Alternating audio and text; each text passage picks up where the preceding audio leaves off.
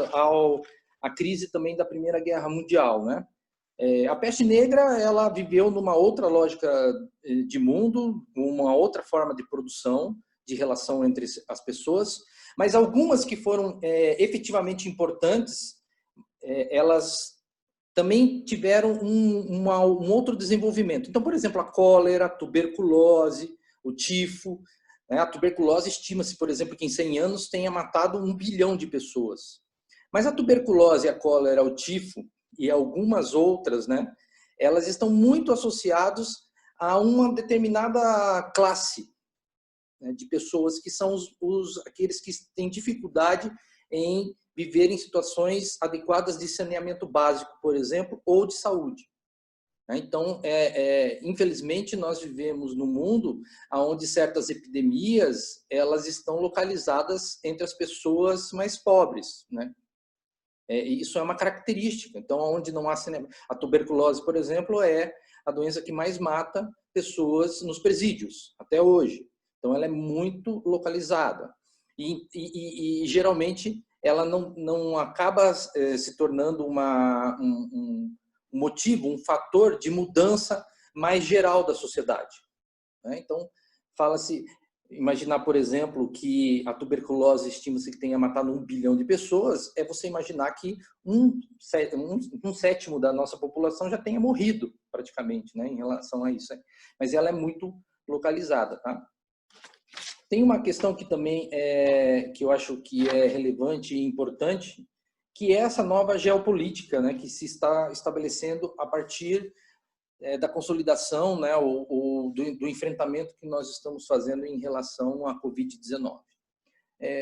A gente, é óbvio, né, que a gente tem que se desvencilhar das teorias conspiratórias, até porque nós somos cientistas e trabalhamos com fatos e dados efetivamente. O fato é que, concretamente falando, essa pandemia nos revelou algumas coisas bastante importantes para serem refletidas. Primeiro, a alta dependência que nós temos em relação à China, em relação a produtos industriais de uma certa forma. Né? Tá uma corrida enorme, por exemplo, por equipamentos respiradores, EPIs, e eles são os maiores produtores, se tornaram os maiores produtores. Nós percebemos no Brasil, especificamente, claramente uma dificuldade na produção tanto desses respiradores como, né, nos materiais médicos para evitar o contágio.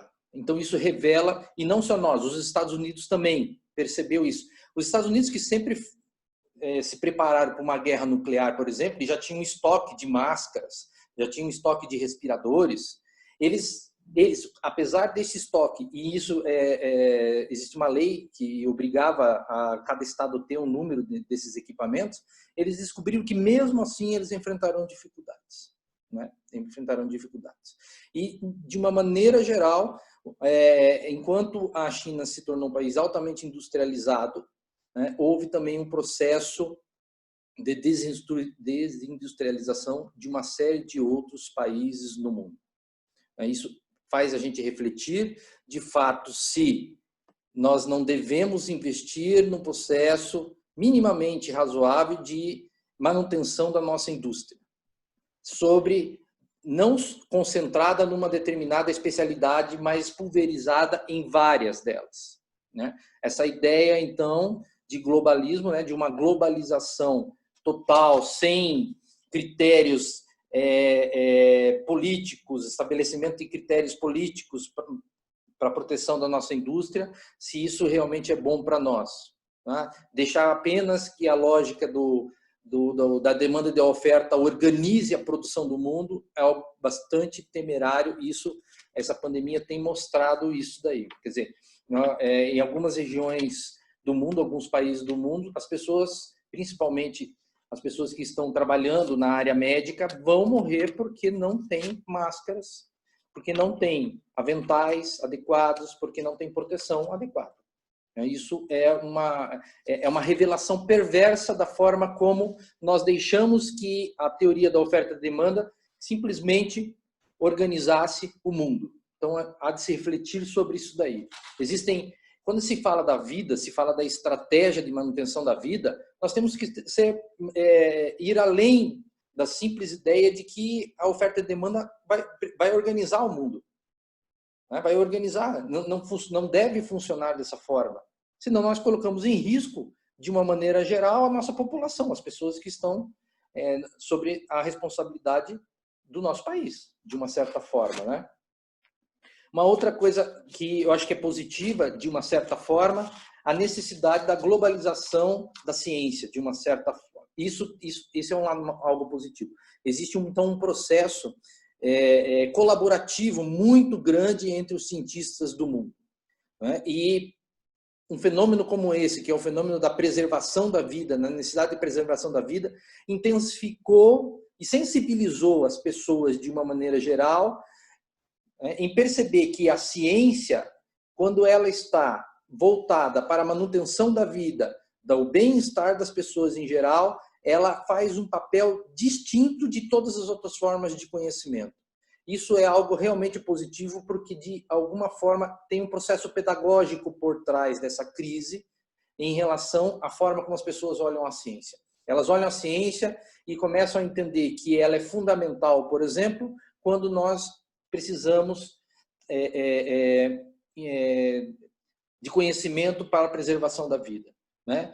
Então, são vários centros do mundo inteiro interagindo uns com os outros. Eu tenho uma experiência bem dentro da minha casa. Minha esposa é uma pesquisadora da área da medicina, né?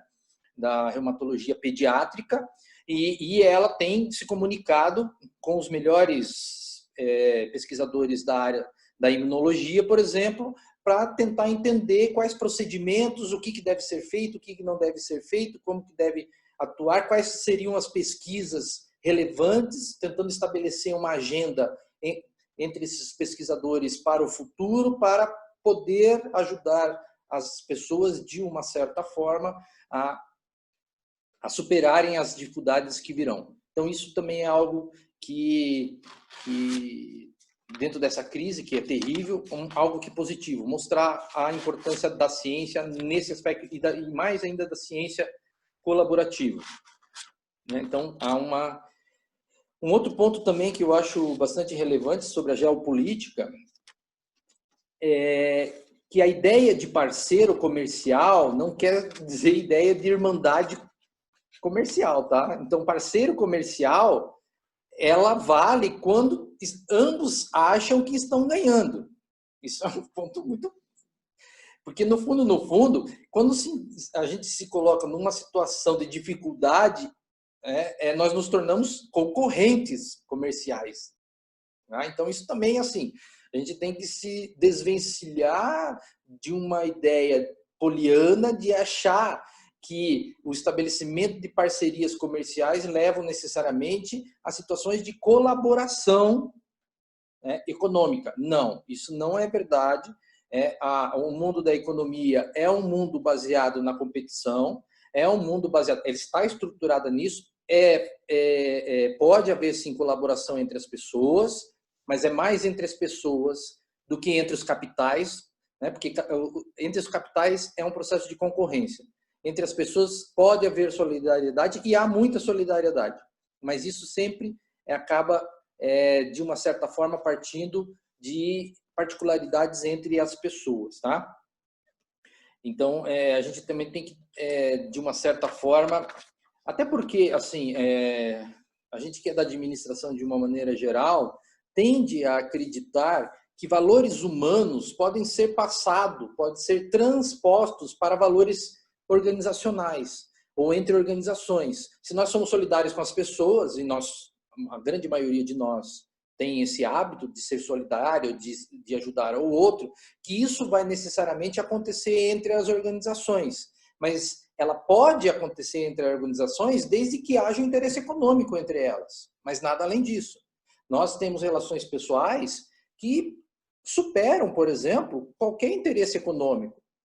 Tanto é verdade que a maioria de nós, se fôssemos fazer um cálculo econômico com as pessoas que nós vivemos, com os nossos filhos, com a nossa esposa, com os nossos pais, a gente já teria demitido muito deles, porque alguns carregam uma carga, isso é fato, mas a gente não faz porque nossas relações não estão baseadas nesse critério, que é o critério meramente econômico. Então, assim, a pessoa que coloca e economiza todo o processo da vida, ela realmente está sujeita a se tornar, né, um sujeito reificado. Isso é um ponto importante. Quando existe solidariedade ou colaboração entre organizações, são por interesses econômicos, né? Interesses instrumentais, troca de tecnologia, né, de uma certa forma, arranjo para competir melhor, né, troca de parcerias para compor um mix de produto mais forte. Né? Isso a gente tem que ter, a gente não pode, pelo menos nós que estudamos administração de uma maneira geral, não podemos cair nesse pensamento fácil que às vezes acaba acontecendo com muitas pessoas, né? A vida pessoal não pode ser equiparada à vida ao mesmo comportamento da vida organizacional, por exemplo, né? Nós temos uma situação que eu acho que é importante a gente comentar, que pela primeira vez na história, e eu acho que isso não é agradável de se falar, mas de uma certa forma, porque eu acho que ninguém merece essa situação que nós estamos enfrentando. Pela primeira vez na história, os Estados Unidos enfrenta um morticínio no seu país que nunca eles imaginaram que aconteceria, a não ser numa guerra nuclear. Por exemplo, morre o mesmo tanto de pessoas hoje por dia do que morreram no World Trade Center.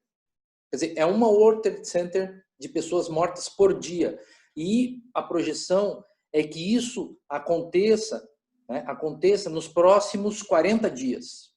Então, por isso que eu disse que a gente pode entender uma economia do terrorismo e como ela pode gerar certas oportunidades, uma recuperação posterior, mas essa situação que eu estou falando, em termos matemáticos, é muito simples.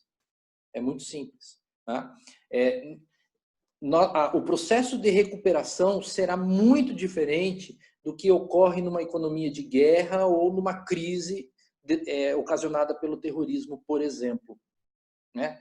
O processo de competição que virá após essa calmaria da pandemia, e aí tem alguma coisa que a gente tem que... As epidemias, principalmente as epidemias, nos mostram que existe um pico e um declínio, e depois tem um segundo pico. Isso não é uma questão de opinião, isso é uma questão científica. Né? Os epidemiólogos sabem muito bem disso daí. Tem o chamado efeito rebote, né, que acontece. E esse efeito rebote, ele às vezes é mais prejudicial para alguns tipos de organizações do que para outras. Né? Porque você tem que se preparar para o fim do pico, o início de uma nova situação, né, que você tem uma oportunidade ali, mas ao mesmo tempo tem esse efeito rebote. Esse efeito rebote causa, e o estudo que foi feito, por exemplo, no Ebola, né, na África, mostra que esse efeito rebote causa problemas sociais tão ou maiores que o próprio pico da epidemia. Né, porque gera um medo, uma situação psicológica bastante danosa. A ideia de que nós conseguimos superar e que depois, talvez, aquela ideia que retorna por conta do número dos casos de morte, de que talvez a gente não tenha, isso causa uma mudança de comportamento nas pessoas muito mais intensas. E tem uma questão que eu acho que é importante também a gente falar aqui, que é o último item, é sobre a retomada das atividades humanas e sociais. E aí eu acho que vale uma reflexão a partir da análise, né, do que a gente fez aí das crises. É evidente que nós não seremos mais os mesmos depois desta pandemia. Não seremos mais os mesmos. Até porque a nossa experiência concreta, com o medo que estamos sofrendo, ou com o enfrentamento, ou com a negação, algumas pessoas estão negando que isso é grave, né, que algumas pessoas, na verdade a grande maioria de nós, provavelmente passe por essa situação sem óbito, né, ou com um número restrito de óbitos, né, nós mesmos e pessoas de nossa família, mas isso não quer dizer que não gerará uma mudança de comportamento em nós. Quer dizer que, de fato, essa situação de medo, essa situação de autopreservação, ela é algo instintivo humano e ela mexe na forma como nós vamos agir e nos relacionar com a empresa que nós trabalhamos, nos relacionar com a forma como nós compramos as coisas. Isso já tem uma coisa que vem acontecendo, e isso é fato, e isso... eu gosto muito da sociologia norte-americana, porque a sociologia norte-americana, não sei se vocês sabem, mas os departamentos de sociologia nos Estados Unidos são dos maiores que existem nas universidades, por um motivo muito simples. Eles querem tentar, eles procuram entender qual é o movimento da sociedade a partir de determinadas mudanças que ocorrem. Então, os departamentos de sociologia, eu tive um colega meu que ontem na Universidade da Califórnia, né, que mencionou que eles receberam uma quantidade de recursos há uma semana atrás para fazer estudos sociológicos sobre o que está acontecendo com as pessoas agora e sobre as consequências para os próximos 5 anos desta pandemia no comportamento das pessoas. É claro, eles não fazem isso só pela erudição do conhecimento sociológico. Não, eles querem entender como que esse comportamento social ele vai influenciar, por exemplo, no estilo de vida americano, na relação que as pessoas têm com o trabalho, né? Uma das áreas mais fortes da sociologia é a sociologia do trabalho nos Estados Unidos. Então, eles investem pesadamente com o objetivo de tentar entender esses fenômenos de massa de uma certa forma, né? Eles fazem muitos estudos quantitativos, estudos brilhantes, né? Que mostram claramente o movimento. E eu posso dizer assim que se nós tivéssemos mais esclarecimento no mundo atual, nós já estaríamos fazendo esses estudos sociológicos em profundidade, para entender como que isso vai impactar, desde da retomada do crescimento, por exemplo, até o comportamento das pessoas pós-pandemia em relação ao seu processo de compra. Porque eu tenho certeza que muitos de nós vão começar a pensar se vale a pena comprar aquilo que compravam. Porque muitos de nós acabam descobrindo que, olha, talvez eu possa viver sem isso. Eu já descobri algumas coisas, eu posso viver sem isso. Ou com menos isso. Né? E dar mais valor a outros. Não sei, a Kelly pode dizer, a Kelly é uma viajante do mundo, e talvez agora ela vai aumentar suas viagens pelo mundo, né, Kelly? Porque a viagem é uma experiência que vale a pena, não é verdade? A viagem com afeto ainda mais. Né? A viagem com afeto, aí ela de repente pode pensar assim também, mas eu talvez não precise tanto gastar dinheiro com um carro novo. Estou chutando aqui, porque são chutes, né, que a gente dá. Mas que, de fato, vai haver um processo de mudança no comportamento das pessoas, isso sem dúvida já aconteceu, já está acontecendo. Né? O mundo será muito diferente depois? Não. Não. As pessoas tendem a voltar a sua rotina no automático, de uma maneira geral. Tende a continuar com os mesmos valores, as mesmas crenças, mas há uma mudança, se não é quantitativa e substancial, de uma maneira geral, ou seja, as pessoas continuarão fazendo compras, as pessoas continuarão viajando, as pessoas continuarão, mas e agora, a partir desse momento, existem alguns germes de mudanças que vão acontecer e que, nos próximos 5, 10 anos, criarão uma nova forma de olhar o mundo, uma nova forma de se comportar com a natureza. Tem gente que nunca deu importância à natureza. Depois de 2 meses sem poder ir num parque, vai mudar muito a sua concepção. Enfim, né? Tem pessoas que nunca imaginaram que podiam cozinhar. Eu conheço umas 4 assim. E, de repente, se descobriram ótimos gourmets, né? Ótimos cozinheiros. E que bom que a gente possa rever a nossa vida de uma maneira geral. Que bom. Mas isso tem implicações econômicas, obviamente. Né? Se eu fosse um chupiteriano, eu nem sou, gera uma nova situação de uma destruição criativa. E aí, é importante, só para finalizar assim, sobre duas perspectivas. Perspectiva do empresariado, de uma certa forma, ou das pessoas que estão estão no comando das organizações, e as pessoas que dependem dela porque estão trabalhando nelas. Primeiro, não existe possibilidade, isso é uma crítica que eu faço, não existe possibilidade de o nosso empresariado entender as tendências de mudanças sem ciência. Não existe isso. Não existe. Não é? Eu tive a oportunidade de morar no Japão. A parceria que se faz, você pode até questionar que tipo de modelos você cria para a realização de pesquisa científica. Isso é algo que é possível de ser feito. Mas no Japão, por exemplo, todas as empresas investem em ciência. Investem em ciência. Elas, de uma certa forma, investem em fundos científicos para desenvolvimento tecnológico, para pesquisas sociológicas, para e nós não temos essa prática. Isso ainda das maiores empresas do Brasil são raras aquelas que investem maciçamente em pesquisa científica. Talvez porque ainda estão muito atreladas ou dependentes de empresas fora, né? São regionais, enfim, mas isso é uma outra questão. Segundo ponto importante, né? Então, assim, a pesquisa científica é fundamental para entender, para dar passos seguros para as mudanças organizacionais. Isso é evidente. E eu garanto para vocês, e também existe várias pesquisas que mostram que R$1 investido em uma pesquisa científica, não é?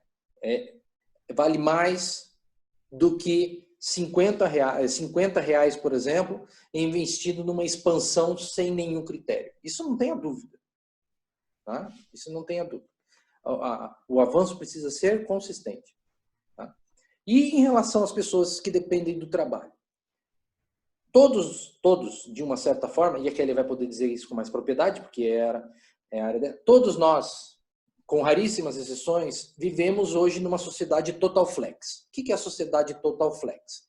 É uma sociedade na qual você tem um emprego, daqui a pouco vem uma outra oportunidade e você muda. Né? Se a lei da oferta e da demanda vale para a empresa, então ela contrata e demite de acordo com o... ela também deve valer para você.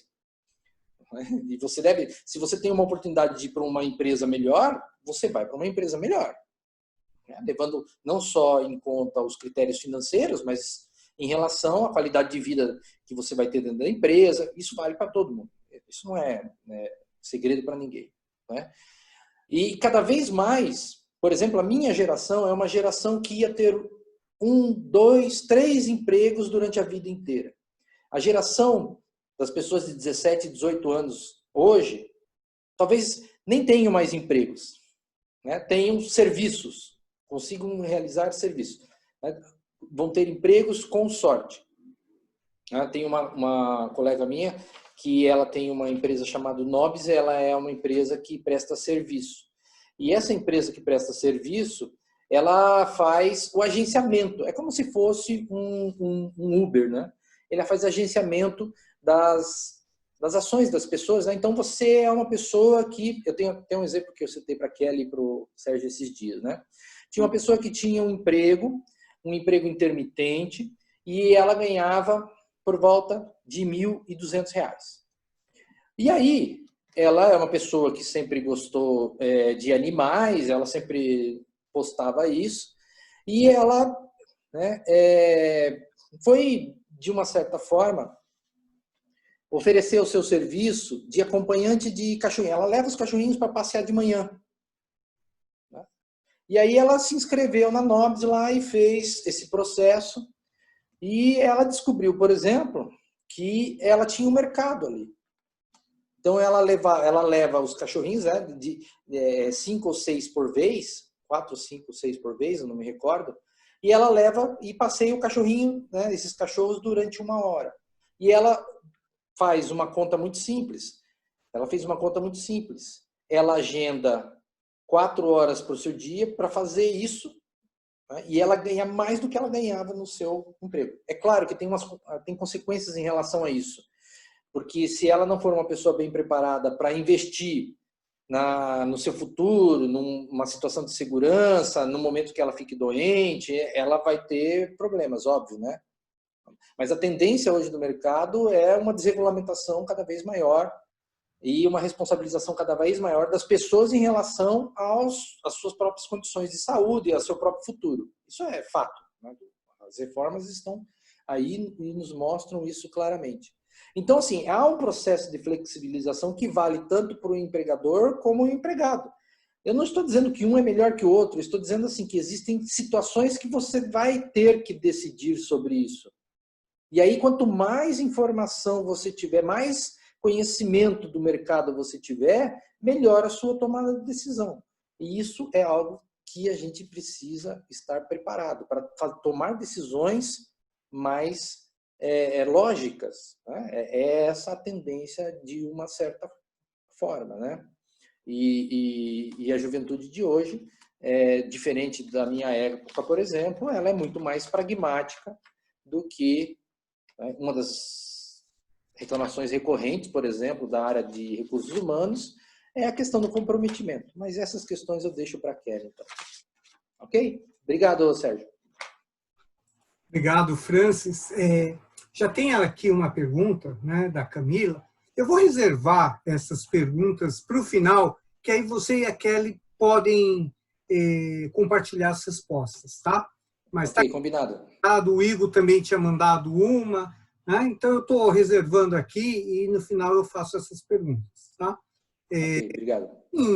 Não poderia deixar de ficar de fora e tecer alguns comentários. Antes da Kelly entrar com a parte mais organizacional, eu acho que foi muito rico essa sua trazer para a gente essa visão do mundo exterior para dentro, né? Uma das coisas que eu acho que, assim, o mundo organizacional é um pouco diferente do nosso mundo pessoal, né? Essas questões são importantes, né? Não dá para a gente simular esses comportamentos nos dois momentos, porque nesse momento de crise, né, a necessidade de autopreservação da vida é um pouco diferente do que o mundo organizacional espera da gente, né? Eu acho que esse seu link foi importantíssimo para a gente perceber isso, entender um pouco, né, do que a gente espera, porque a gente, antes de mais nada, antes de ser funcionário ou qualquer coisa, nós somos gente, né?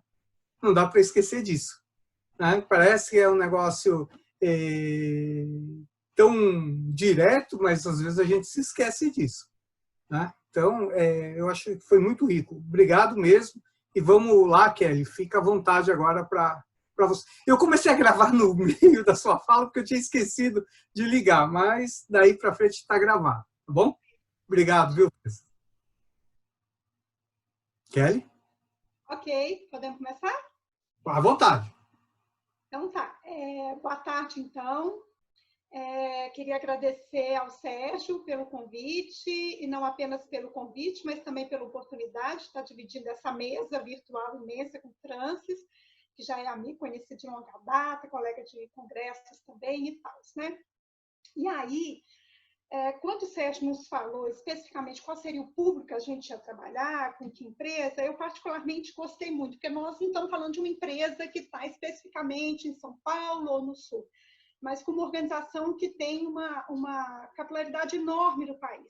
Então, sair do eixo Rio-São Paulo, eu gosto e agradeço mais uma vez por isso, porque conheço, lógico, frequento aí tudo quanto é shopping, então isso é muito bacana, né?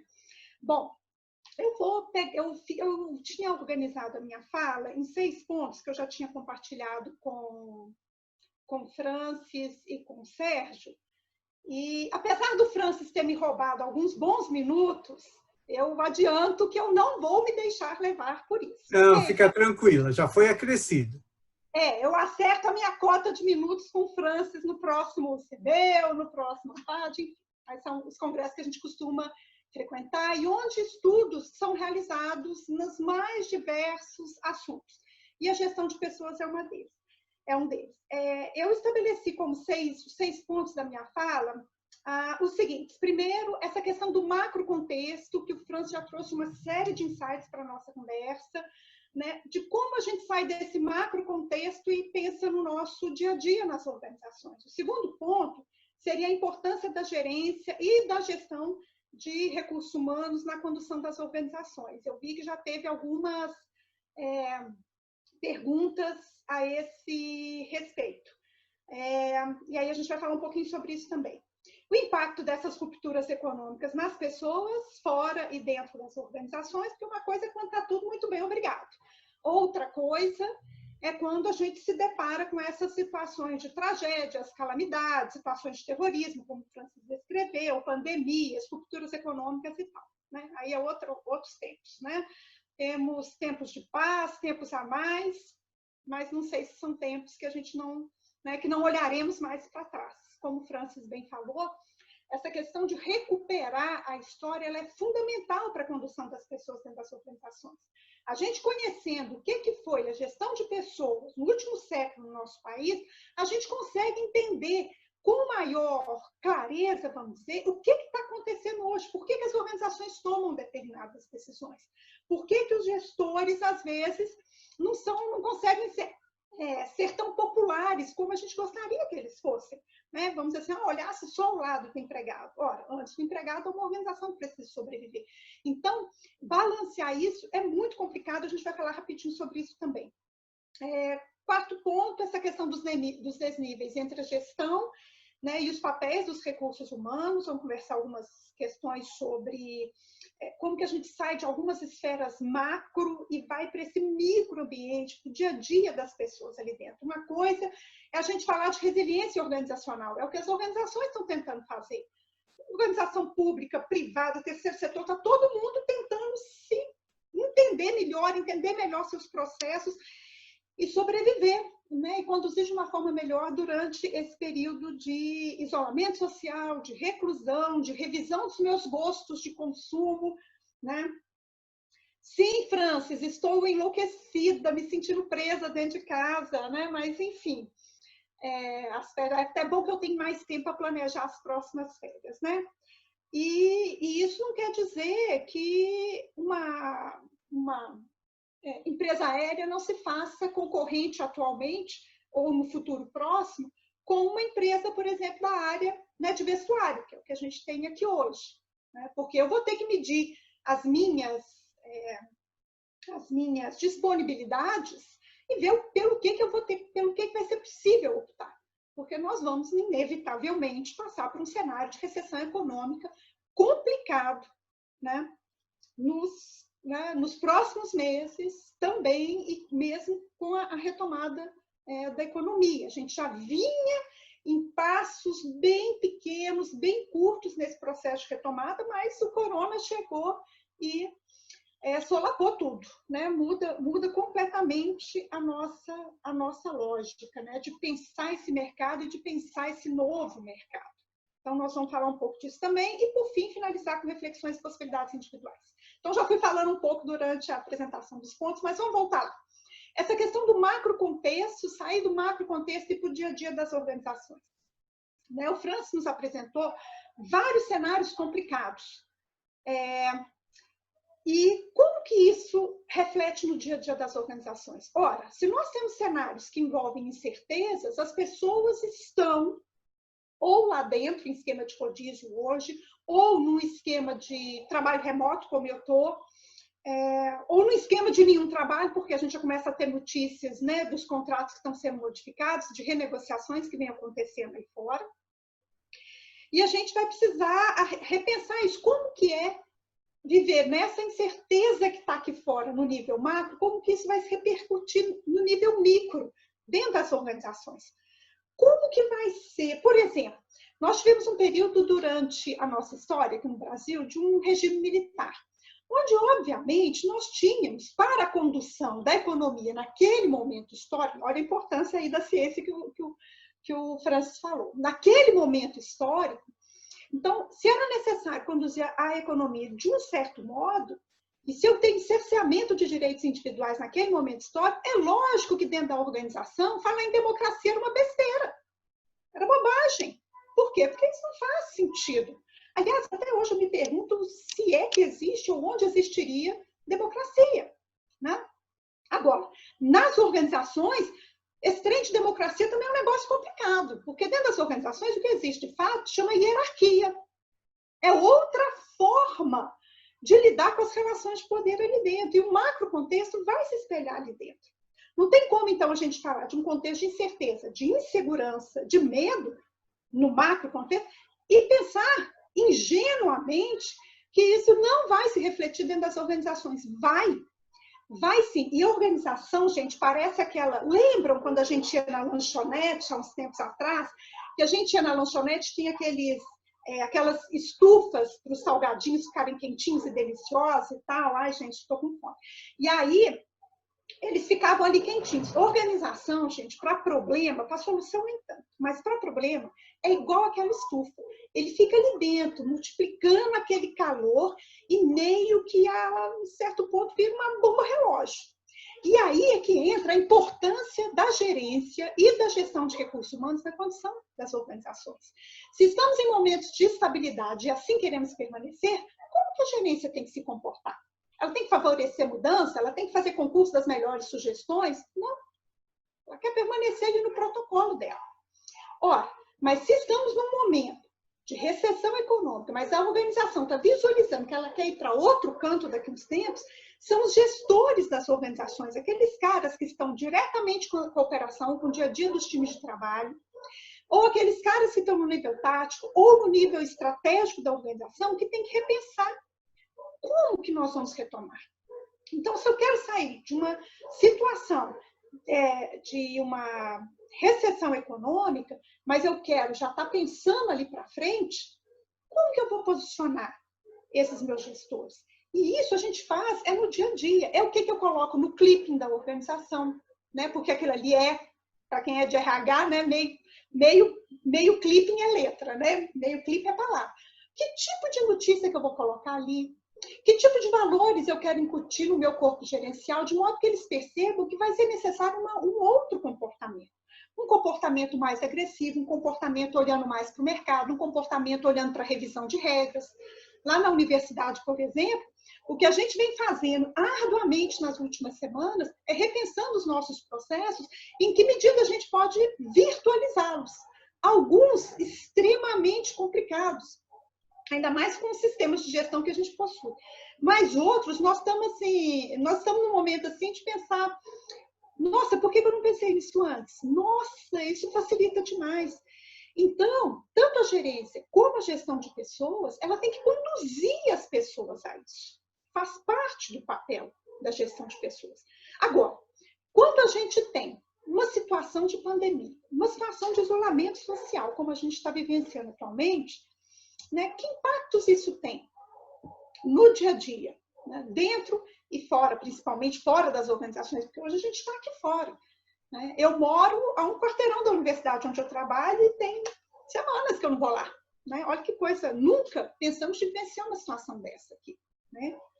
Mas, enfim, esses impactos fora, eles vão se repercutir, sim, dentro das organizações. Né? E aí, essa questão que o Francis também levantou de novos mercados, de quem era seu concorrente, será que ele é de fato seu concorrente daqui a uns dias ou não? Né? Como é que vai ser isso?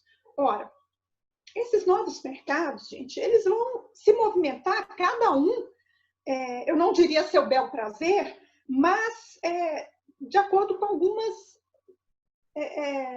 imposições que o próprio mercado, que somos nós, vamos colocar. E essa mão não tem nada de muito invisível, vamos dizer assim. Eu recebi alguns resultados de pesquisas que vêm sendo feitas sobre essas perspectivas para o futuro. Né? Então, existem alguns novos mercados que vão continuar bombando, tipo ensino à distância, entretenimento online, e ferramentas para trabalho online, nutrição, saúde, essas coisas que estão fazendo muito sentido para nós hoje. Né? Alguns que têm uma certa estabilidade a longo prazo, como alimentação, internet, telefonia. Deus me livre. Gente, já imaginou se fosse há 20, 30 anos atrás sem internet? Os mais jovens que estão aqui nem sabem o que é um mundo sem internet. Né? Eu sei porque o Francis me contou. Mas o mundo sem internet, junta aí, Francis, tu pegou um minuto meu. Mas enfim, o mundo sem internet, gente, era uma coisa muito interessante, muito interessante, né? A gente tinha telefone, a gente tinha outros modos de se comunicar. Mas hoje a gente vê a importância da internet. Você imagina o que seria o seu isolamento social sem internet, sem seu celular, Android, sem a oportunidade de conversar com pessoas como a gente está fazendo aqui hoje, né? Que louco! Eu não consigo imaginar o que era um mundo daquele jeito que o Francis me contou. Deus me livre desse negócio. Deus me livre, né? Outro cenário de recuperação moderada, já falei, da alta demanda a longo prazo, estabilidade a longo prazo, recuperação moderada. Esse eu vou fazer questão de me deter mais um minutinho, porque ele fala justamente de eletrodomésticos, produtos de beleza, né? Eu particularmente acho que no Brasil o produto de beleza não vai parar, porque brasileiro é um povo meio louco com isso. Mulher, então, completamente insana. Mulher deixa de comer para mudar a cor do cabelo. Né? É desse jeito. Recuperação moderada também nos serviços de beleza, produtos de beleza, roupas, sapatos e acessórios. Que é, né, vamos dizer assim, os produtos que tem mais a ver com a organização que a gente está aqui conversando também. Então, uma recuperação moderada. Então, vamos pensar, se a gente a área de gestão de pessoas dessa organização e percebendo que a recuperação vai ser moderada, que tem outras áreas, outros setores da economia que vão bombar antes da gente, nós vamos ter que repensar as nossas estruturas, nós vamos ter que repensar os nossos processos, nós vamos ter que repensar os nossos contratos, né? Nós vamos ter que repensar os cargos como a gente tinha delimitado antes, se aquela forma de estruturar as atividades, elas vão ser válidas dali para frente. E isso vai exigir muito estudo, sim. Nisso o Francis tem toda a razão. Vai exigir muita pesquisa, muito estudo. Porque em tempos de recessão econômica, perder dinheiro ainda é mais complicado ainda. E, por fim, vamos dizer assim, os mercados ou segmentos de recuperação lenta. Aí vai, academia de ginástica, cinema, teatro, hotéis, eventos, restaurantes, viagem e turismo. Eu prometo dar a minha contribuição para restaurantes, viagem e turismo. Os demais eu já percebi, né, que consigo viver muito bem, obrigada, sem eles, né, no conforto do meu lar. Então, que novos mercados são esses? Como que as organizações vão se repensar enquanto negócio? E aí, quando eu falo das organizações repensarem, a gente pode ir lá para o item 4, desses desníveis de gestão e papéis dos recursos humanos. Porque a organização, gente, isso já é fato nas N pesquisas que a gente conduz, que a gente debate, que a gente tem acesso. A organização não faz nada, as organizações são abstrações jurídicas. Quem faz as coisas são as pessoas. Então, a gente falar de resiliência, que é um tema que a gente tem escutado muito e pesquisado também a esse respeito, artigo publicado, papai sair todo. Por exemplo, resiliência organizacional. Como que as organizações vão se readaptar a isso? Ora, se eu não conseguir entender o que é resiliência no nível das pessoas, como que as pessoas são capazes de se adaptar, o que elas são capazes de fazer, como elas vão conseguir, né, vencer seus medos, suas inseguranças, suas incertezas, não tem como eu chegar na perpetuação da organização. Então, vai ser um movimento que isso vai ter que ser levado adiante, né? E, para tanto, vai ser necessário reaprender uma série de coisas. Então, eu sugiro, humildemente, que durante esse período de reclusão, vocês se debrucem sobre essa capacidade de aprendizagem, né? E na pedagogia a gente fala que para aprender alguma coisa, a gente tem que desaprender outras, não cabe tudo num lugar só. A gente vai ter que desaprender certos modos de pensar, certos modos de fazer as coisas, certos modos de se relacionar e reaprender isso. Então, a gente falar de aprendizagem no nível organizacional, isso diz também pouco. São as pessoas que promovem isso dentro da organização. Então, nós podemos, sim, aproveitar esse tempo e aprender mais sobre uma série de questões, sobre o seu trabalho em si, sobre novas perspectivas, sobre novas possibilidades, acessar o que certas organizações fizeram pós-ebola na África, né, essas situações todas delicadas que Francis nos apontou. Como que as pessoas reverteram isso? Como que elas se posicionaram? Quais foram as estratégias que foram utilizadas em certas organizações que elas conseguiram virar essa curva, que elas conseguiram não se deixar lançar para fora do mercado por meio de uma inércia? E aí, quando a gente fala de estratégia, gente, olha, eu queria, honestamente, ter uma receita fantástica e falar assim, olha, sigam essa aqui e serão felizes durante décadas e décadas. Mas nós não temos isso. Acho que seria uma irresponsabilidade nossa falar de uma receita que toda empresa vai conseguir se rever, se repensar e se reposicionar no mercado pós essa crise toda que a gente está vivenciando, independentemente de que segmento daqueles quatro que eu falei anteriormente ela esteja, né? Mas como que é possível se reinventar nesse sentido, nesse momento de retração econômica que a gente já está vivendo e que as perspectivas não são muito otimistas, não? Não tem jeito, tem que aprender, tem que procurar saber, tem que pensar qual e como é a sua organização. Ali estão as respostas. Como são os processos, como que os cargos são desenhados, como que as estruturas estão montadas, como que as relações de poder se dão, quais são os nossos segmentos, repensar aquele setor, gente. Não tem jeito. Você, enquanto recurso humano, você vai ter que se revisitar também, né?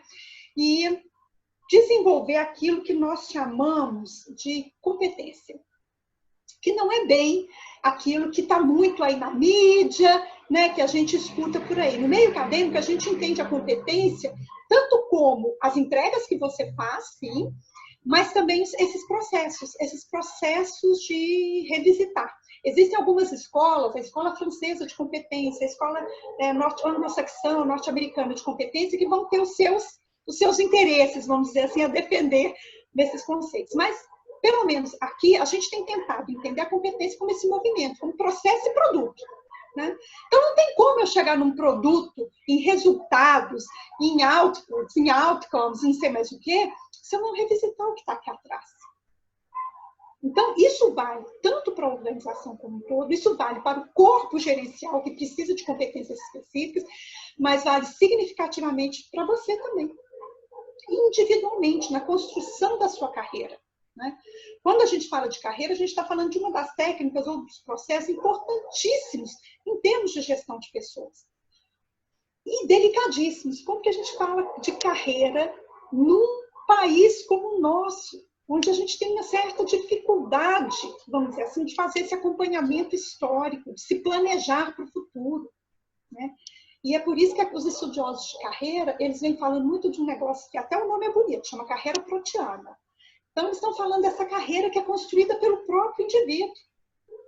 Ora, nesse sentido, nós não podemos ficar simplesmente no achômetro, naquele bom senso do boteco. Aliás, BH é a capital do boteco. Imagina o que é bom senso, falar de bom senso de boteco aqui nessa cidade, né? Mas nós não podemos ficar só nisso. Nós temos que ter um conhecimento bem arraigado, fruto de pesquisas, fruto de inserção de profissionais, né, da gente ter uma abertura conceitual para dar conta disso aí, né? Porque não vai ser um movimento fácil. Não tem sido fácil para a maioria de nós.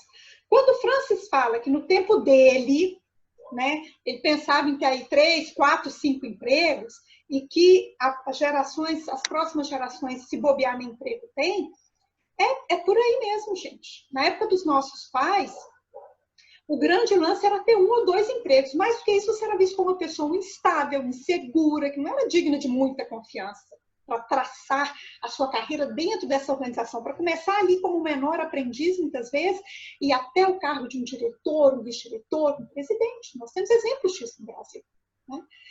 Mas hoje em dia já não é mais assim. Então, mais uma vez, são 3 palavras que têm toda uma magia nesse fim de tarde de sexta-feira. Então, diante dessas incertezas, inseguranças e medos, nós vamos ter que lidar com conhecimento.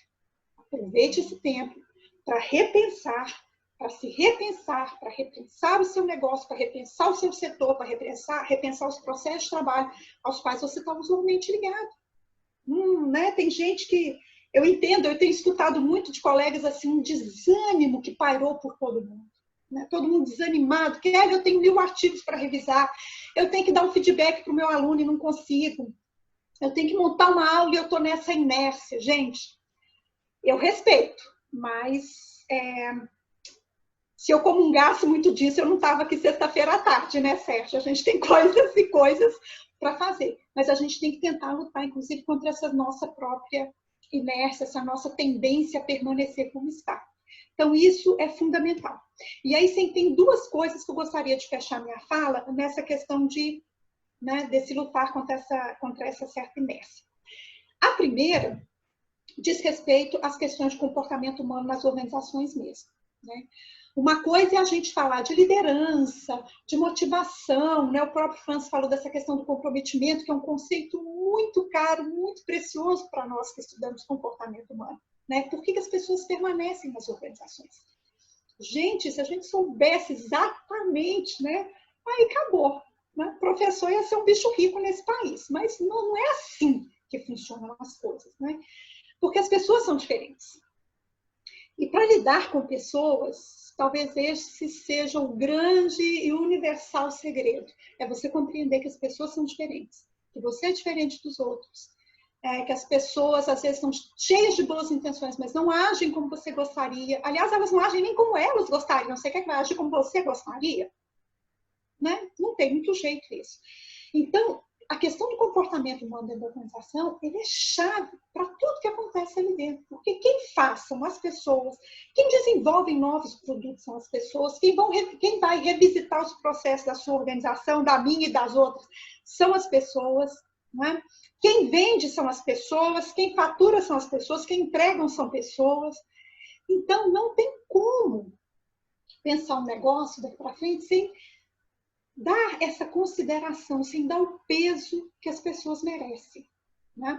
E é lógico que isso vai evocar aí o segundo ponto que eu gostaria de já com ele praticamente encerrar minha fala, que são os processos e técnicas de gestão de pessoas. Eles têm limites estruturais, nós sabemos disso. Né? Estudar o histórico da gestão de pessoas, dessa área preciosa, mas muitas vezes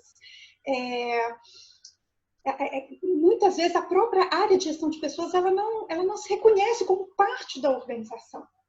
Então, quando a gente fala de uma gestão estratégica de pessoas, ela tem que estar ali junto com quem está repensando a organização. E muitas vezes nós não estamos capacitados para tal. Por isso que ter esse momento, eu estou achando esse momento preciosíssimo para a gente se repensar. Porque como que você quer sentar numa mesa de negociação, né, para falar de salário, para falar de jornada de trabalho, se você, né, não tem condição de fazer uma simulação dos impactos disso, de 1 hora a menos de trabalho, de 6 horas a mais, de uma jornada reduzida. Se você não tem condição de fazer isso numa planilha, você vai dificultar a sua inserção na mesa de negociação. E as mesas de negociação, normalmente as pessoas que sentam ali são pessoas muito preparadas. Elas vão saber, elas vão ter números convincentes, elas vão ter dados convincentes, elas vão conhecer o negócio. E esse conhecer o negócio diz tanto de uma prática do dia a dia, mas também deste conhecimento que nós estamos falando, que é substancial. Então, essa questão dos processos e técnicas de RH, como que nós vamos recrutar daqui para frente? Como que nós vamos selecionar? Que critérios nós vamos ter para falar que aquela pessoa é mais adequada a esse cargo ou aquela outra pessoa vai render mais aqui, vai ter uma possibilidade de alguma carreira dentro das organizações, que cada dia mais tem suas estruturas cada vez mais achatadas?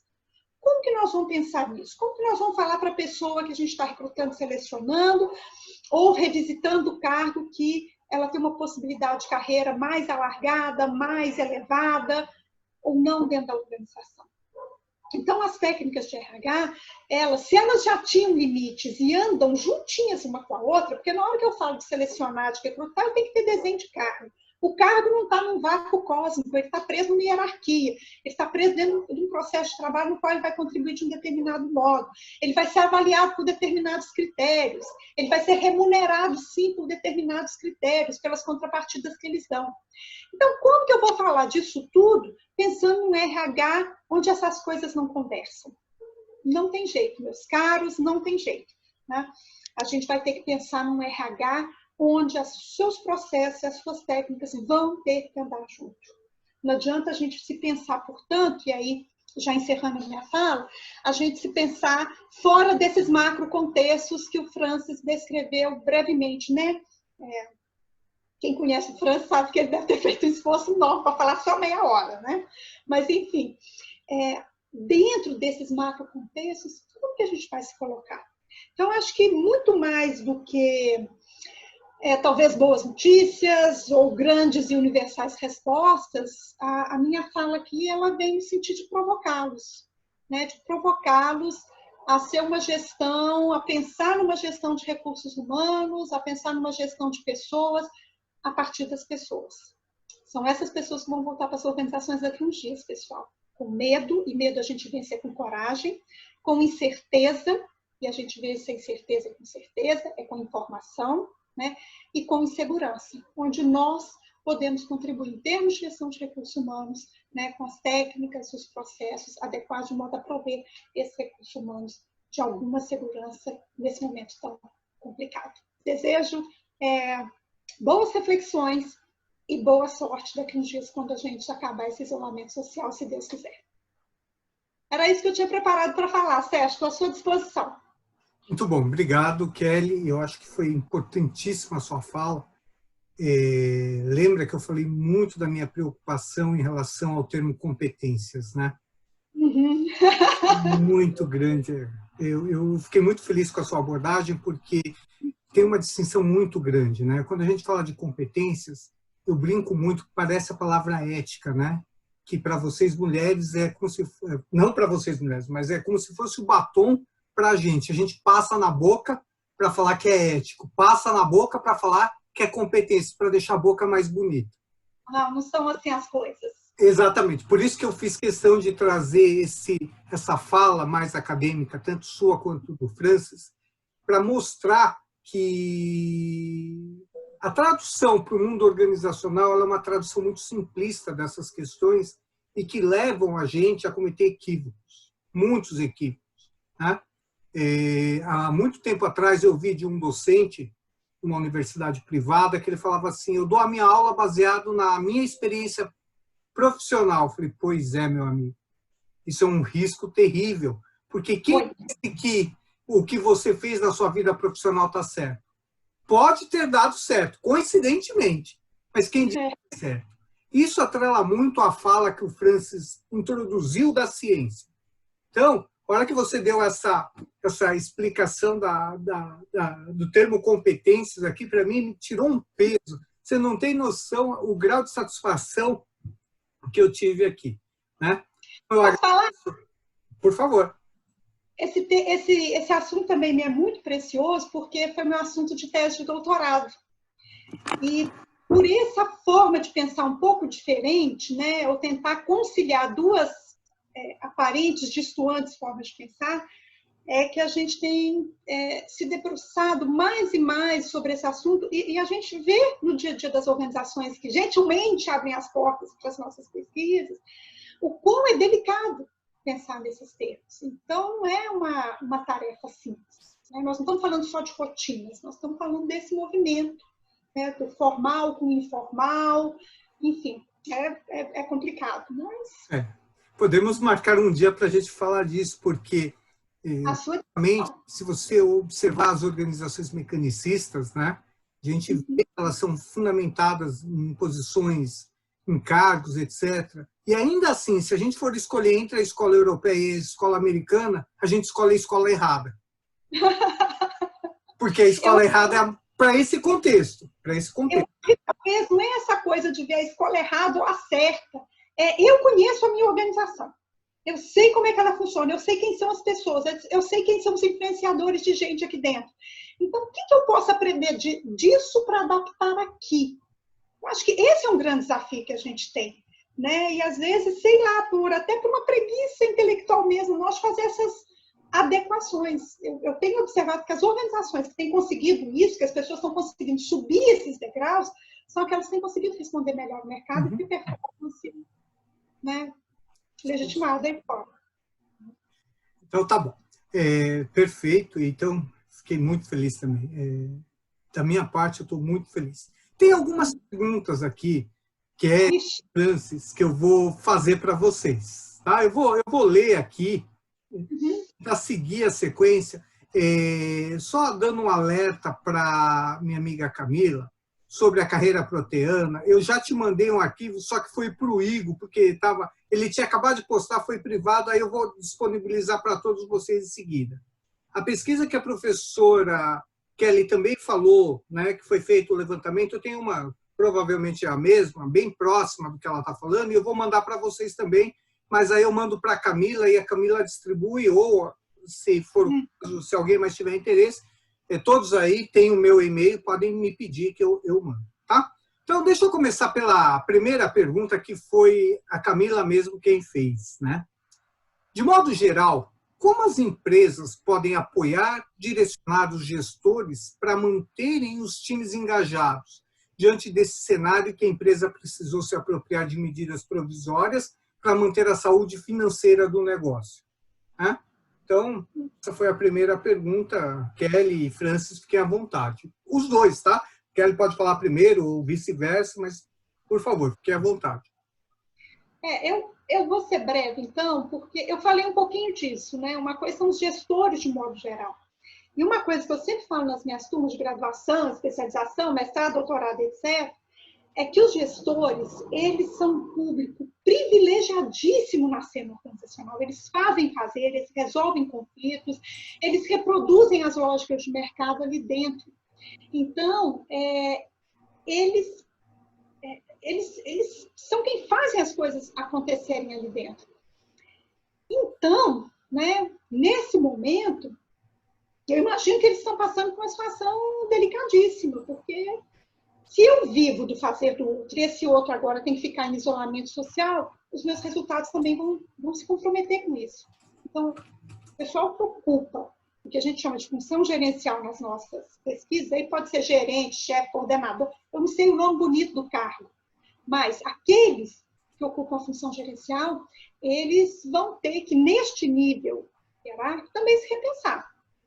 Porque como que eles têm conseguido resultados agora? É via trabalho remoto? Não é via trabalho remoto? As pessoas estão trabalhando, fecharam as portas simplesmente, né, zerou o faturamento? Como é que está isso? É uma tarefa complicada, né? Ser gerente, essa coisa de estar no meio do sanduíche, sempre foi uma posição delicada, no mínimo. Francis? Eu quero comentar uma pesquisa que tem a ver com essa questão, né? Como manter os times engajados. Uma pesquisa que eu li recentemente, faz muito tempo, aliás, atrás, que foi realizada no polo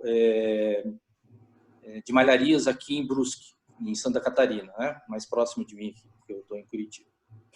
E aí a pesquisa era uma pesquisa que queria identificar por que alguns funcionários dessas malharias não tinham aquele engajamento, aquele comprometimento com a organização, né? E aí foi feita uma pesquisa que inclusive foi gerenciada por um sociólogo, e ele descobriu uma coisa muito simples, que 1/3 das pessoas que trabalhavam na malharia trabalhavam para complementar a renda, e que grande parte dessas pessoas, não eram o principal contribuidor do montante financeiro da casa. E uma parte também significativa eram de pessoas que trabalhavam, né, plantando na roça. Então, isso... E aí ele apresentou o resultado e eles descobriram, fizeram uma ação que foi uma ação muito simples, inclusive. Eles diminuíram a hora de trabalho dessas pessoas. Ao invés de ser 8, eles diminuíram para 6 horas. Fizeram, na época, eu não sei que... Eles diminuíram para 6 horas, a produtividade foi a mesma, só ao invés de pagar 8, eles pagavam 6 horas. Então, é uma forma. Para você ver que, às vezes, a motivação das pessoas, elas, se fizessem essa mesma pesquisa em outro polo de malharias, provavelmente apareceria outro resultado. Por isso que a ciência é um caminho seguro, entre aspas, né? Ela não ela também precisa ser criticada, avaliada, mas ela dá um caminho, ela dá uma fotografia mais próxima da realidade. Eu acho que isso é um ponto Então, assim, essa questão me parece difícil de ser respondida, porque se a gente não conhece a fotografia da empresa e principalmente não conhece o que causa engajamento nas pessoas, a gente não pode simplesmente afirmar certas... O que, de uma maneira geral, a gente pode dizer assim, o que gera engajamento nas pessoas é aquilo que as move por amor ou por interesse. Isso daí é uma coisa meio óbvia, né? Isso é uma coisa meio óbvia. Acho que a Kelly pode dizer. Então, eu diria assim, por isso que...